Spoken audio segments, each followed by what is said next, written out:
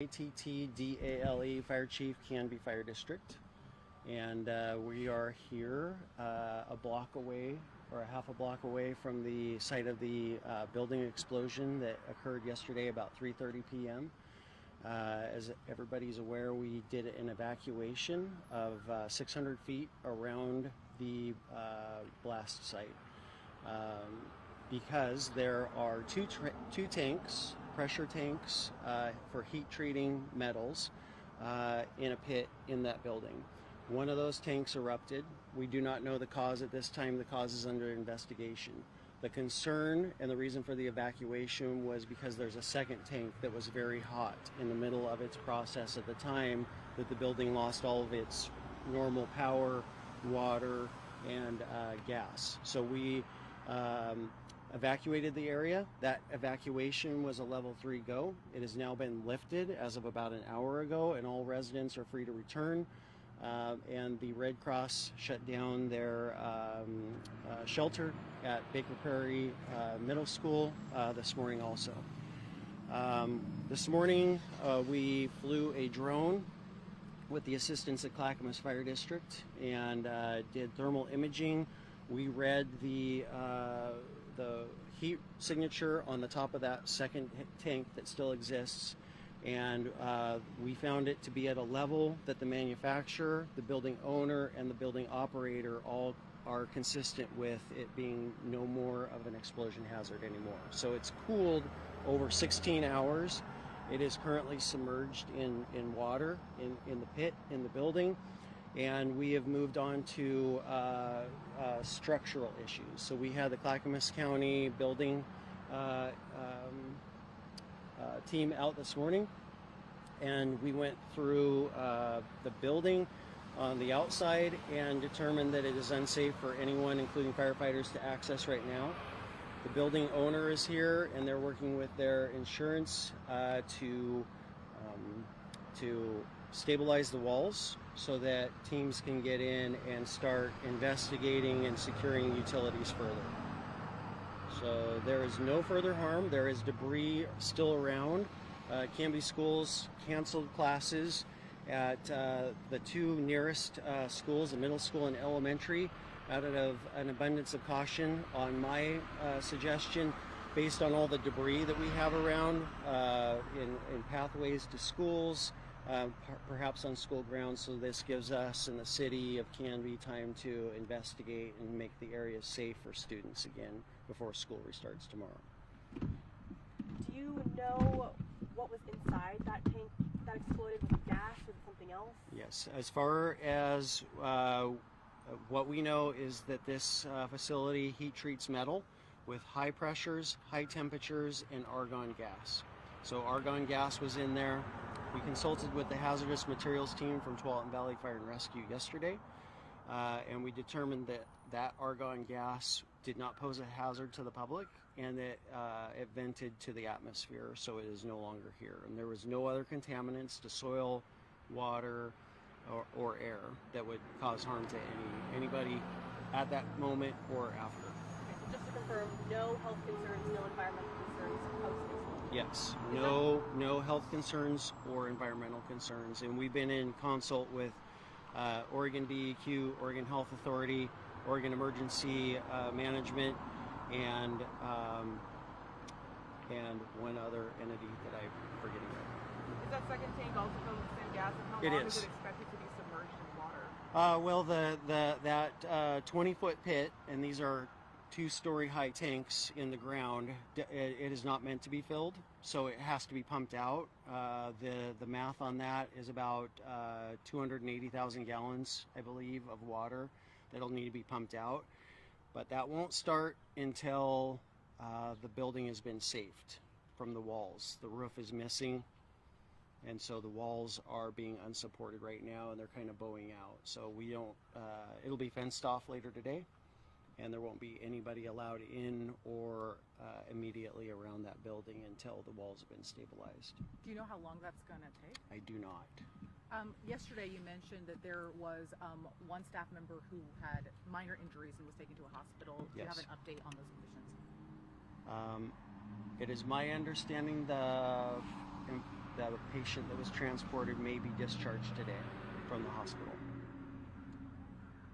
So all of the evacuations and everything, it was no environmental, it was just concern for a second explosion? It was, yes, the evacuations that occurred were out of concern, not because of hazardous materials release, but out of a secondary explosion, out of a building that has already been weakened, so it's going to change the blast dynamics from what the first one did. And we had to wait that 16 hours before we allowed people back in, so explosion only. Have you responded to something like this, like again, an explosion at this business previously? No. Nope.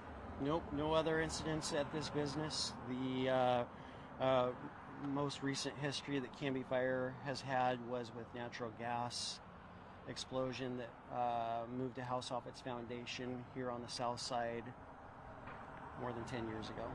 And firefighters were inside and suffered minor injuries, no loss of life. And that was unrelated to this? That was completely unrelated. It was, a decade ago. Just in your career, have you ever seen something quite like this? This is a lot of debris. We've even seen some debris like blocks away. Yes. I have never seen this before. And I have been with Canby Fire since 1993 in the fire service. And this is the first time we've seen this or experienced this. And it's quite a big incident for our little community.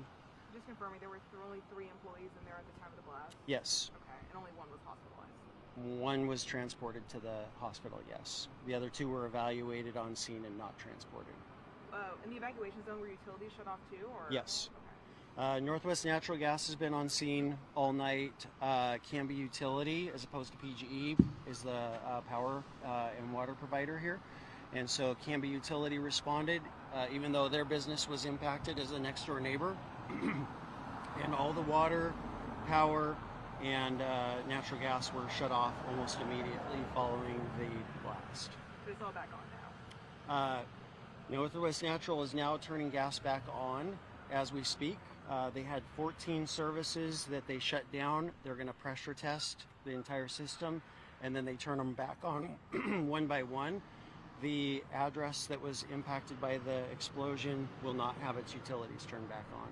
What other fire crews have you had out here? We saw some crews, we saw Clackamas County. Is that Sure. The initial response of fire crews was 12 Valley Fire and Rescue, Clackamas Fire District, and Aurora Fire, along with Canby Fire. Today we're using a drone operator from Scappoose Fire and from Clackamas Fire. So 2 different drone operations. The one that's taking place right now is it's a high-tech drone, and it does a 3D map of the inside of the building. It gives us more information about hazards or structural deficiencies. Just to clarify, the priority right now is stabilizing the building for firefighters? What's the next step? So then the next step for the building owner is to determine with their insurance company how to stabilize or remediate the stability, which might involve taking down some of the walls. In order for the investigators from Canby Fire District and the state and county, as well as private investigators from the company's insurance to make access and determine the cause. Was the entire roof collapsed and blown off, or would you say it's a partial collapse? I would say that most of the roof above the heating element is gone.